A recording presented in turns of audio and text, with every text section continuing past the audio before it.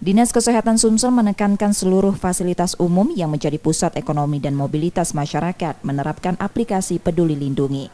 Hal itu untuk mempermudah melakukan pelacakan dan menekan penyebaran COVID-19. Penerapan aplikasi juga seiring adanya varian Omikron yang sudah masuk di Indonesia dan penyebarannya lebih cepat. Selain itu, pengiriman sampel untuk pemeriksaan genome sequencing ke Litbangkes Pusat sejumlah daerah juga disarankan. Dinkes Sumsel mengakui upaya preventif lainnya mereka melakukan vaksinasi yang terus diperluas dengan target mencapai 70% dosis pertama pada bulan kedua 2022 yang saat ini baru 40%. Dan penekanannya saat ini adalah salah satunya adalah melalui penerapan penggunaan aplikasi Peduli Lindungi. Jadi sesuai dengan instruksi Mendagri, bagi fasilitas umum, fasilitas yang didatangi atau dikunjungi oleh banyak orang ini harus menggunakan aplikasi Peduli Lindungi yang semua datanya terkoneksi.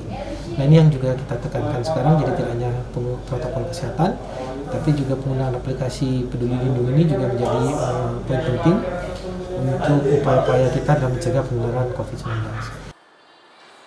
Saat ini hampir sejumlah pusat perbelanjaan di Sumsel sudah menerapkan aplikasi Peduli Lindungi dan diharapkan perkantoran swasta dan lainnya juga mengikuti. Reski Oktora, Muklas Diferensial, Kompas TV, Palembang, Sumatera Selatan.